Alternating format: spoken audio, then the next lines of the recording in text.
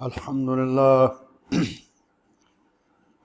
لله نحمده ونستعينه ونستغفره ونؤمن به ونتوكل عليه ونعوذ بالله من شرور أنفسنا ومن سيئات أعمالنا من يهده الله فلا مضل له ومن يضلله فلا هادي له وأشهد أن لا إله إلا الله وحده لا شريك له وأشهد أن محمدا عبده ورسوله صلى الله عليه وآله وسلم. أعوذ بالله من الشيطان الرجيم. بسم الله الرحمن الرحيم. يؤتي الحكمة من يشاء ومن يؤت الحكمة فقد أوتي خيرا كثيرا وما يذكر إلا أولو الألباب. أما بعد فإن خير الحديث كتاب الله وخير الهدي هدي محمد صلى الله عليه وآله وسلم وشر الأمور محدثاتها وكل محدثة بدعة وَكُلُّ بِدْعَةٍ ضَلَالَةٍ وَكُلُّ ضَلَالَةٍ فِي النَّارِ. سورہ بقرہ 269 نمبر آیت. اللہ پاک نے فرمایا کہ وہ جس کو چاہتا ہے حکمت بخش دیتا ہے، اور جس کو حکمت ملی اس کو بڑی نعمت ملی، اور نصیحت تو صرف وہی لوگ قبول کرتے ہیں جو عقل مند ہیں. تو اس میں اللہ پاک نے جو لفظ استعمال فرمایا ہے حکمت، اس کی بہت ساری تشریحات کی گئی ہیں، لیکن سب سے بہترین اور جامع ترین تشریح یہ ہے کہ حکمت دین کے معاملات میں صحیح سمجھ کا نام ہے. حکمت دین کے معاملات میں صحیح سمجھ کا نام ہے، اور اس سمجھ میں جو آگے آیات آ رہی ہیں، اس سمجھ میں کنجوسی سے پرہیز اور خرچ میں توازن بھی شامل ہے. تو دوسری جگہ حضرت مولانا رحمۃ اللہ علیہ کی جو تحقیق تھی اس کے مطابق حکمت سے مراد علم اور عمل کی پختگی ہے. صرف علم بھی کافی نہیں، اور عمل بغیر علم کے وہ بھی آدمی کو گمراہی تک لے جاتا ہے. تو فرمایا حکمت سے مراد علم اور عمل کی پختگی ہے، اور جو سوچنے والی قوت ہے اور جو عمل کرنے والی قوت ہے. سوچنے والی قوت کو کہتے ہیں قوت نظری، تھیٹیکل پاور، اور جو کام کرنے والی قوت ہے اس کو کہتے ہیں پریکٹیکل پاور. تو جو تھیٹیکل پاور اور پریکٹیکل پاور ہے، ان دونوں کی پختگی جو ہے اس کا نام حکمت. اور فرمایا کہ یہ جس کو حکمت عطا ہوئی اس کو خیر کثیر عطا ہوئی. یہ لفظ ہے نکرہ، خیرن کثیرن، 2 زبروں کے ساتھ تنوین. یہ اظہار عظمت کے لیے ہے، یعنی بہت بڑی نعمت ہے، چھوٹی موٹی نعمت نہیں ہے، یہ بہت بڑی نعمت. اور حدیث شریف میں آتا ہے کہ اللہ پاک جس کے ساتھ خیر کا ارادہ کرتا ہے اس کو دین کی سمجھ دے دیتا ہے. یہ بہت بڑا کرم ہے اس کا.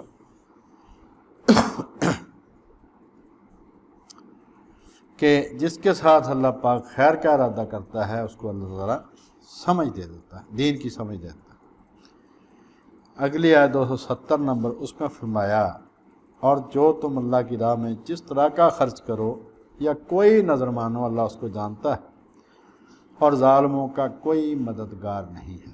اس میں لفظ آیا ہے انفاق، نون فا قاف، 2 نقطے. یہ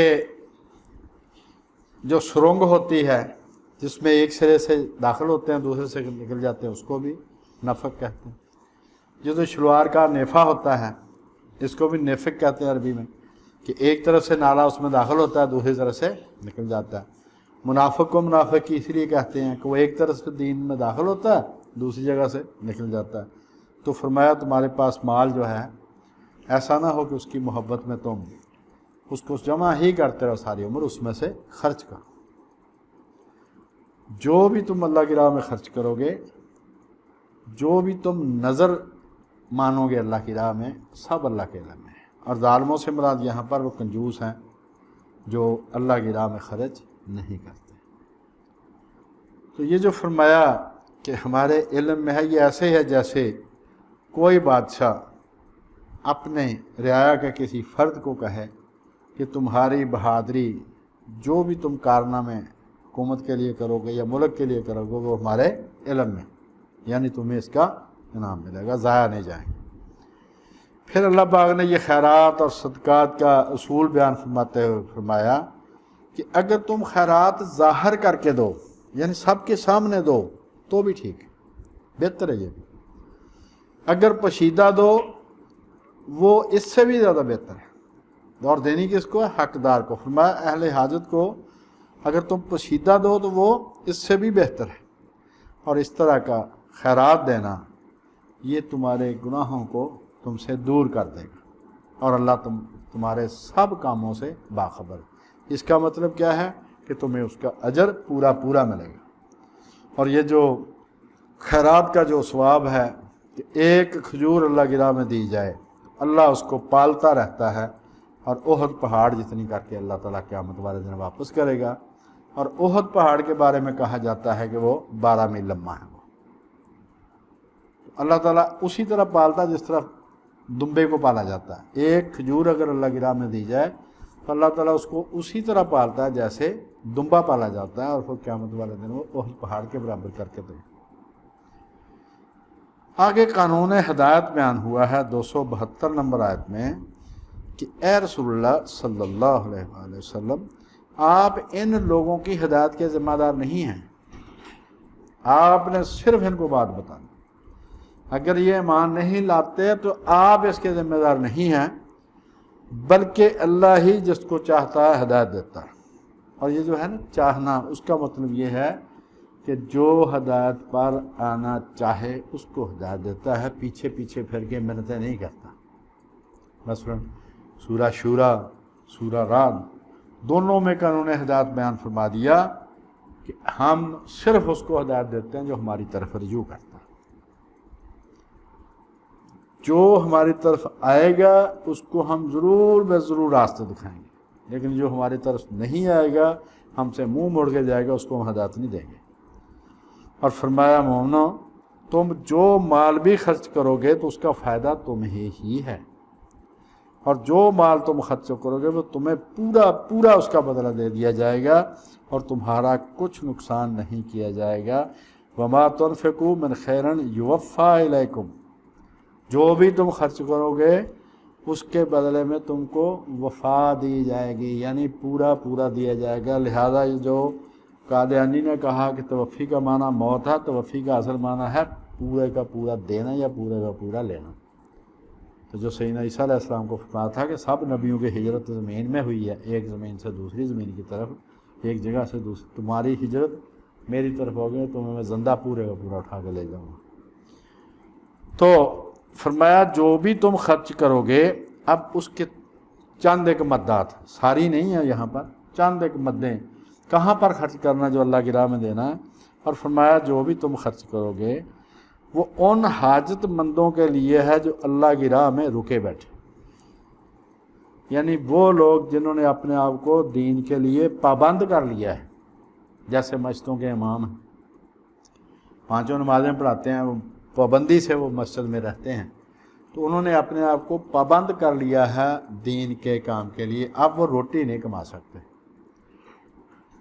جس طرح سے دوسرے لوگ بے فکری سے روٹی کماتے ہیں وہ نہیں کما سکتے۔ لہذا فرمایا کہ جو مال بھی خرچ کرو گے تو ان حاجت مندوں کے لیے ہے جو اللہ کی راہ میں رکے بیٹھے ہیں اور ملک میں کسی طرف جانے کی طاقت نہیں رکھتے، اور مانگنے سے شرم کرتے ہیں، مانگتے بھی نہیں ہیں، کما بھی نہیں سکتے، اور کسی دوسری کا جا بھی نہیں سکتے، کیونکہ انہوں نے اپنے آپ کو دین کے کام کے لیے पाबंद कर लिया है। रसूलुल्लाह के दौर में इनसे मुराद असहाब सुफ़ा थे रिज़वानुल्लाह अलैहिम अजमईन, कि वो लोग जिनका घर नहीं था या दूसरे वो लोग जो अपने इलाकों से हिजरत करके रसूलुल्लाह के पास आ गए थे, उनके पास कुछ भी नहीं था, तो वो 24 घंटे मस्जिद में रहते थे, एक चबूतरा बना हुआ था और रसूलुल्लाह से दीन ही सीखते थे।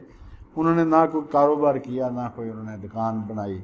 तो फरमाया ऐसे लोगों के लिए ये सदक़ात हैं। आजकल के दौर में वो उलमा जो अपने आप को पाबंद करके रखते हैं किसी मस्जिद में, उसके हकदार ये सबसे पहले फरमाया वो है। आप लोगों को दो, बहुत सारे हकदार हैं, उनको दो, लेकिन सबसे पहला हक जो बताया वो उन उलमा का है जो जिन्होंने अपने आप को दीन के लिए पाबंद कर लिया। और फरमाया जो भी तुम खर्च करोगे उसका फ़ायदा तुम्हें ही है, और जो भी तुम अल्लाह की खुशनुदी के लिए खर्च करोगे और जो माल भी तुम खर्च करोगे अल्लाह उसका पूरा पूरा बदला आपको देगा, और तुम्हारा कुछ नुकसान नहीं किया जाएगा ज़रा भी। और फरमाया जो भी तुम खर्च करोगे उन हाजमंद जो अल्लाह की राह में रुके बैठे हैं, मुल्क की तरफ जाने की ताकत नहीं रखते, मांगने से शर्म रखते हैं, यहाँ तक कि उनके सवाल ना करने के, को किसी से वो मांगते तो नहीं है, वो सवाल नहीं करते, तो दूसरा आदमी समझता है ये काफ़ी अमीर आदमी है, हालांकि वो दरअसल हकदार होता।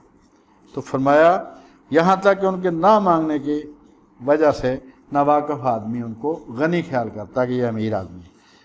फरमाया कि तुम उनकी पेशानियों से उनको पहचान लोगे, यानी उनके चेहरे पर फ़िक्रमंदी के आसार होंगे। उनकी भी बेटियां जिनकी शादी करनी है उनके भी खर्चे उसी तरह हैं। मौलवी हजरात को आप कुछ पता नहीं पैसे कितने देते हैं। पहले एक मस्जिद में देखा था कि 4000 देते थे महीने का, 5 नमाजें और बाकी बच्चों को पढ़ाना, ये सारे काम उसने करने थे, 4000 उसको देते थे। अब जो 10 मिले हैं जिसकी, उसको भी सब्ज़ी उसी भाव से दुकानदार देता है जिस भाव से उसने मौलवी साहब को दे दी। तो वो कैसे पलते हैं, वो कैसे, ये सिर्फ अल्लाह को ही मालूम है। वरना फरमाया कि तुम उनके अगर चेहरे देखोगे तुम्हें वो फ़िक्रमंद मालूम होंगे, और वो हाजतमंद हैं, शर्म के सबब लोगों से लिपट कर नहीं मांगते कि वो दूसरों के जैसे वो मांगने वाले कपड़े पकड़ लेते हैं दूसरे कि जनाब मुझे देखे जाओ, ज़रूर बहुत ज़्यादा इसरार नहीं करते। और फरमाया तुम जो माल भी खर्च करोगे इसमें कोई शक नहीं कि अल्लाह उसको जानता है। फरमाया जो लोग अपना माल रात और दिन और पोशीदा और ज़ाहिर, यानी रात में भी अल्लाह की राह पर देते हैं, दिन को भी अल्लाह की राह पर, लोगों के सामने भी अल्लाह की राह में देते हैं, खुफिया भी अल्लाह की राह में देते हैं। यानी ऐसा भी है कि दायां हाथ दे तो बाएं हाथ को ख़बर ना हो, ये भी है कि सबके सामने दें ताकि दूसरों को भी वो तरगीब हो। जैसे हुज़ूर अलैहिस्सलाम मस्जिद नबवी में तशरीफ़ फरमा थे, एक आदमी, एक सहाबी आए, उनका या रसूलल्लाह मैं हक़दार, तो आपने उसके लिए अपील की। तो एक आदमी उठ के गया अपने घर, वहाँ से जो भी उसने ला गए। अब उसके बाद लाइन ही लग गई। उस वक्त आपने फरमाया था कि जिसने इस्लाम में कोई अच्छा तरीका जारी किया बाद में सारे करने वालों के बराबर उसको सवाब मिलेगा। इससे मुराद खैरात है वहाँ पर, यह नहीं कि कोई नई इबादत ईजाद कर लेनी है या कोई ऐसा कोई नया ढोंग रचा लेना, नहीं। यहाँ जहाँ आपने फरमाया वो खैरात थी कि एक आदमी उठा, उसने सब के सामने लाकर उस आदमी को दिया, तो सब ने देखकर तरगीब उनको हुई, तो फिर लाइन लग गई, उसका भी आदमी का काम बन गया। तो फरमाया अलानिया खुफिया रात और दिन जो अल्लाह की राह में खर्च करते रखते हैं उनका अजर अल्लाह के पास। और आगे जो लफ्ज़ इस्तेमाल किए वो हैं जो औलिया अल्लाह के लिए कुरान मजीद में इस्तेमाल हुए।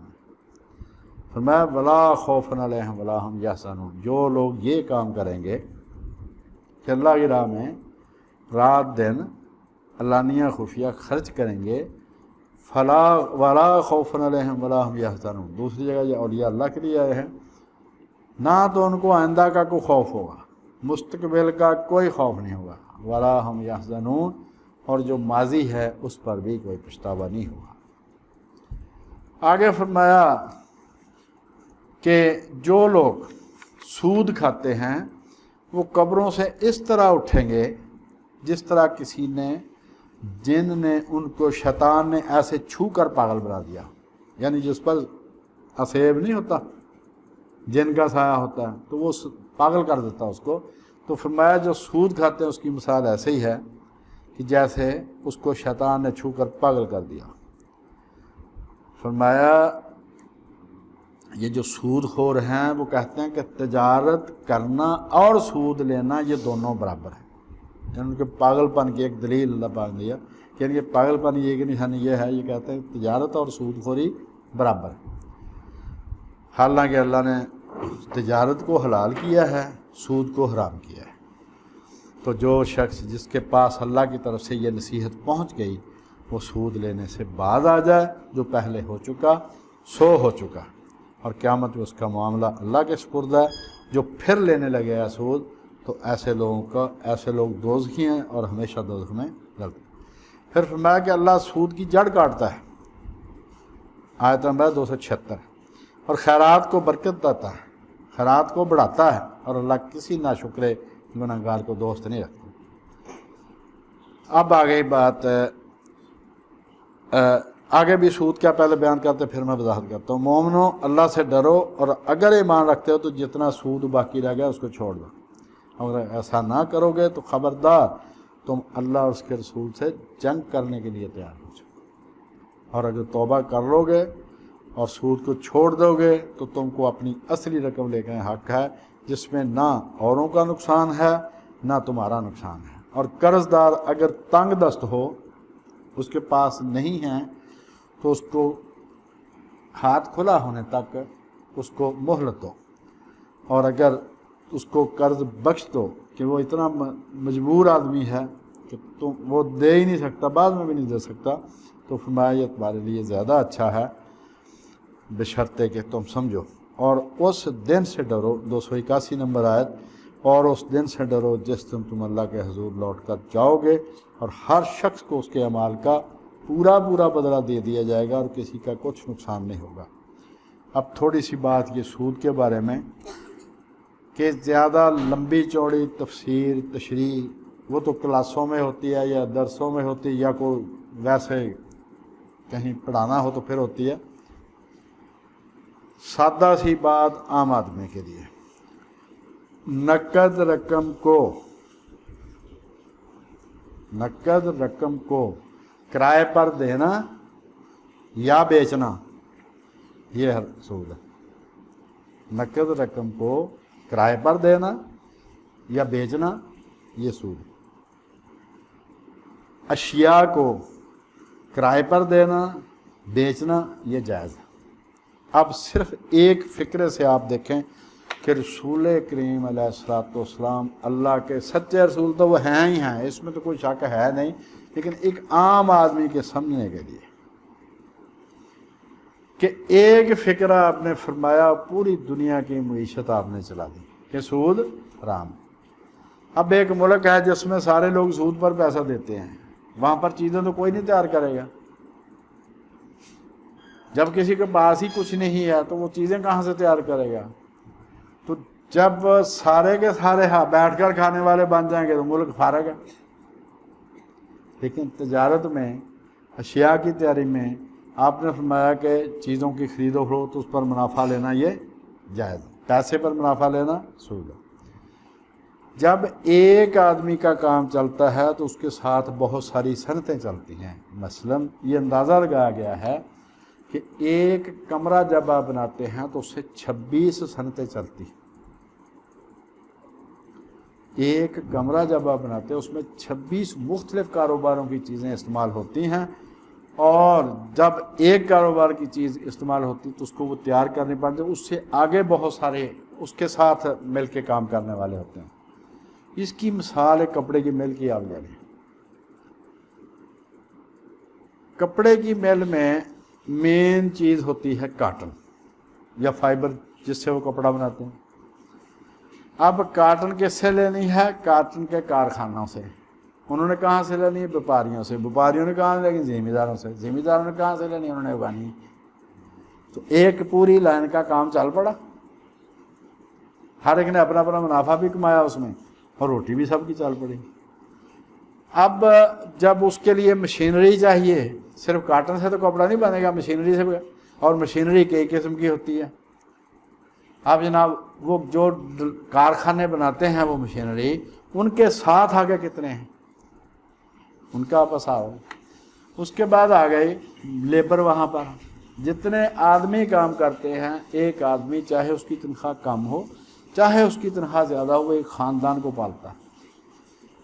اوسطاً 5 آدمیوں کا آپ حساب لگا لیں، ایک آدمی کم از کم 5 آدمی کو روٹی دیتا ہے عام طور پر ہمارے یہاں۔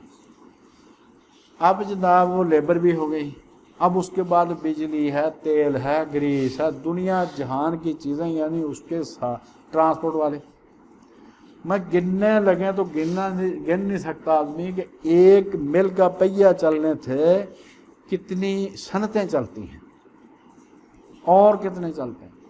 تو آپ یہ دیکھیں کہ ایک آدمی پاکستان میں، اس کے بہت سال پہلے، تقریباً 20 سال پہلے اس کے 1 لاکھ ملازم تھے، سب سے بڑا پرائیویٹ امپلائر وہ تھا، اس وقت بھی وہی ہے، لیکن اب ہو سکتا ہے اس کے 2 لاکھ ملازم ہوں، 1.5 لاکھ ملازم ہوں۔ تو 1.5 لاکھ ملازم والی کمپنی جو ہے، سادہ سی بات، جتنی صنعتیں اس کے ساتھ مل کے چلتی ہیں، میرے حساب سے بل واسطہ اور بلا واسطہ تقریباً 50 لاکھ لوگ اس سے روٹی کھاتے ہیں۔ اور جو نوجوان بچے ہیں، 20-22 سال کی عمر ہوتی ہے ان کی، نہ ان کو اکنامکس کا پتہ، معیشت کا نہیں پتہ ان کو، نہ ان کو سیاست کا پتہ، نہ ان کو کسی معاشری علوم کا پتہ ہے، وہ سب کے کسی کے پیچھے لگ کے وہ سب کو ماں بہن کی گالیاں دے رہے ہیں۔ یہی کام مزدور کرتے ہیں، یہی ہم چولہوں کے آگے بیٹھ کے کرتے ہیں۔ اگر وہ آدمی کام بند کر دے، 50 لاکھ لوگ جو ہیں ان کی روٹی بند ہو جائے۔ سمجھ آئی نا جی؟ تو بھائی جو تاجر ہے، بالکل اس نے منافع کمانا، وہ نجائز بھی کماتا ہوگا، وہ نجائز سودے بھی کرتا تھا، سارا کچھ۔ سیٹھ داؤد، یہ جنرل تھا، وہ اس کا ایوب خان کے کابینہ میں ایک، وہ اس نے سیٹھوں کو بلایا میٹنگ میں، اس نے کہا تم سارے ٹیکس چور ہو، بدماش ہو، لٹیرے ہو، فلانا۔ کوئی نہ بولے، کیونکہ مارشاء اللہ تھا، مارشاء اللہ بڑا سخت تھا ایوب خان کا۔ تو وہ ایک آدمی، یہ سیٹھ داؤد کھڑا ہوا، اس نے کہا محترم ہم ٹیکس چوری کرتے ہیں، یہ بالکل کلیئر کٹ بات ہے، لیکن یہیں پر لگاتے ہیں۔ اگر ہم چوری کرتے ہیں تو اس کی نئی مل لگاتے ہیں یہاں پر، اس سے روزگار پیدا ہوتا ہے۔ اب اس کی ملوں کی اور کاروبار کی قدر و قیمت کا کب پتہ چلا؟ جب کرونا آیا، جب ملکی حالات کی وجہ سے کسی وجہ سے کاروبار بند ہو جائے، تب پتہ چلتا ہے یہ جس کی میں ماں بہن ایک کر رہا تھا، وہ میرا کتنا بڑا محسن تھا۔ تو بھائی جو کام کر رہے ہیں یہاں پر، ان کی قدر کرو، ایسا نہ ہو کہ وہ بنگلہ دیش تشریف لے جائیں، جیسا کہ بہت سارے لوگ لے گئے ہیں باہر اپنے ملیں، وہاں پر لیبر بھی ان کو سستی، حکومت کی طرف سے بھی ان کو بڑا تحفظ ہے۔ تو یہ جو سود اور معیشت تجارت ہے، رسول اللہ کے یہ تعلیم جو ہے، ظاہر ان کو اللہ پاک نے بتایا تھا تو آپ نے بتا دیا، ورنہ دنیا کا سب سے پیچیدہ ترین کام یہ معیشت ہے۔ حضور علیہ السلام نے پہلے دن نماز نافذ کر دی، پھر زکوٰۃ، پھر حج، پھر روزہ، سارے کام ہو گئے۔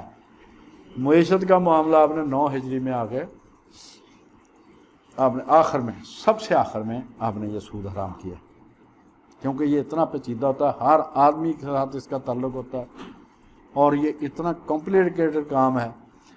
تو آپ نے ایک فکرہ فرمایا، یعنی اللہ پاک نے ان کو بتایا تو انہوں نے بتا دیا، یہاں سے پتہ چلا کہ رسول اللہ خدا کے سچے رسول ہیں، ورنہ اتنی پیچیدہ بات ایک فکرے میں نہیں آ سکتی۔ آپ نے فرمایا سود حرام،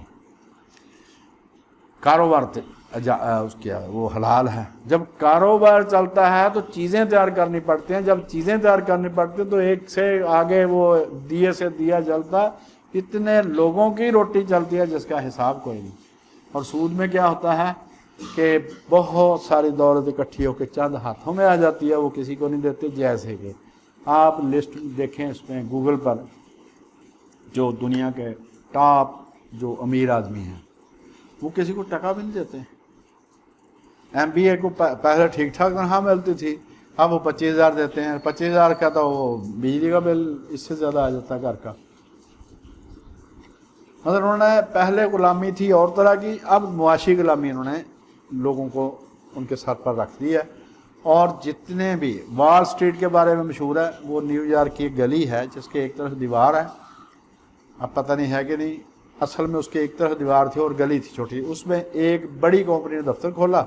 उसके बाद वो भेड़चाल जैसे कोतवाली रोड पर बैंक स्क्वायर बन गया है, ऐसे वो सारी दुनिया की बड़ी कंपनियों ने वहाँ पर दफ्तर खोल लिया। उसका नाम है वॉल स्ट्रीट, दीवार वाली गली। वहाँ पर 30-35 साल पहले का जो सर्वे था कि दुनिया की 30% दौलत उन कंपनियों के पास है जिनके दफ्तर वहाँ पर, एक गली में जिसके दफ्तर। अयूब खान के दौर में क्या था, 22 खानदान थे जिनके पास 80% दौलत थी पाकिस्तान की। जब वो रिपोर्ट मकबूल आकर ने दी है तो भुट्टो साहब के हाथ भी शिकार आ गया, उन्होंने इसी को वो एक्सप्लॉइट किया था। मकसद ये है कि जहाँ पर सूदी मईशत होगी, कैपिटलिस्टिक मईशत होगी, वहाँ पर पैसा होगा चंद हाथों में। जैसे कि अब किसी के पास 200 अरब डॉलर है और कोई पानी नहीं मिल रहा, अफ्रीका में डंगरों का पेशाब पीते हैं वो, और वहाँ से हीरे निकलते हैं, पेट्रोल निकलता है, और कई 150 साल से वो कंपनी वो हीरे निकाल के दे जा रहे, वहाँ पर टका नहीं लगाते वो। तो ये होता है फ़र्क। जबकि रसूलुल्लाह ने क्या फरमाया कि सूद हराम है, यानी मईशत तिजारत की इजाज़त है। जब आप तिजारत करोगे तो सारी मईशत चलेगी, सबको रोटी मिलेगी। जैसे जब भी पाकिस्तान में कारखाने सही तरीके से चलते हैं तो हर आदमी, चलो खुशहाल ना से गुजारा तो बाहर होता है ना उसका, मतलब कोई दौर था कि जब कहते थे कि पाकिस्तान में कोई आदमी भूख से खुदकुशी नहीं करता, लेकिन फिर ऐसे हालात बने कि भूख से भी खुदकुशियाँ करने लगे। माँ अपने बच्चों को लेकर नहर में कूद गई, दरिया में कूद गई, वरना कौन आदमी जान देता है। बहुत मुश्किल फ़ैसले होते हैं ये, इसलिए कि हमने अपने जो हालात हैं उनको इस तरह से ख़राब किया कि मईशत भी ख़राब कर ली, सारा कुछ ही ख़राब कर लिया। और जिन लोगों की वजह से लाखों करोड़ों लोगों को रोटी मिल रही है, उन लोगों के हमने माँ और बहनों और बेटियों को गालियाँ दी। जैसे कि यहाँ पर एक मिल थी, नाम नहीं लेता, सबको पता।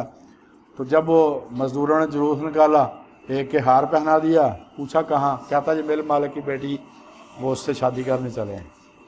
उसने उसी वक्त मिल बेच दिया, वो प्लाट करके बेच रहा।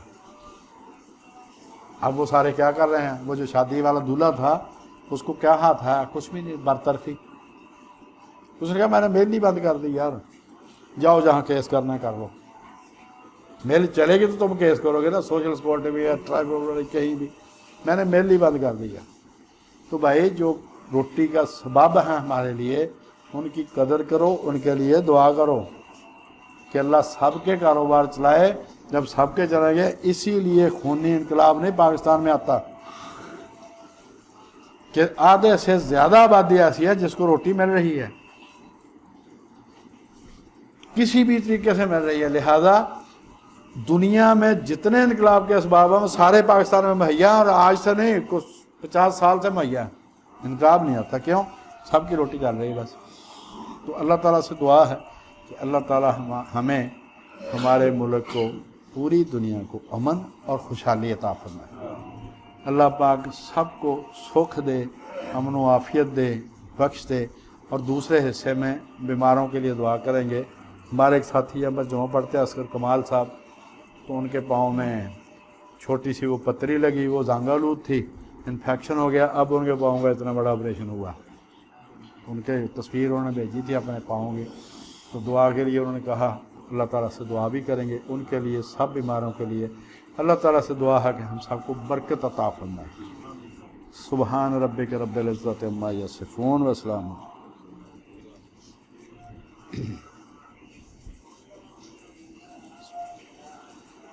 अल्हम्दुलिल्लाह रब्बिल आलमीन अर्रहमानिर रहीम। अल्लाहुम्मा सल्लि अला मुहम्मद व अला आलि मुहम्मद कमा सल्लैता अला इब्राहीम व अला आलि इब्राहीम इन्नका हमीदुम मजीद। अल्लाहुम्मा बारिक अला मुहम्मद व अला आलि मुहम्मद कमा बारकता अला इब्राहीम व अला आलि इब्राहीम इन्नका हमीदुम मजीद। ला इलाहा इल्ला अंता सुब्हानका इन्नी कुन्तु मिनज़ ज़ालिमीन। अल्लाहुम्मा अश्फि अंता शाफी ला शिफा इल्ला शिफाउका शफाउन ला युगादिरु सकमा। या ग़ियासना इंदा कुल्ली करबा, या माज़ना इंदा कुल्ली शिद्दा, या मुजीबना इंदा कुल्ली दावा, یا مونسنا عند کل وحش و یرجانا حین تنقطع حیلتنا صلی وسلم وبارک دائما علی سیدنا محمد المصطفیٰ وعلی آلہ وصحبہ والحمد للہ رب العالمین وآخرہ سبحان ربک رب العزت عما یصفون وسلام علی المرسلین والحمد للہ.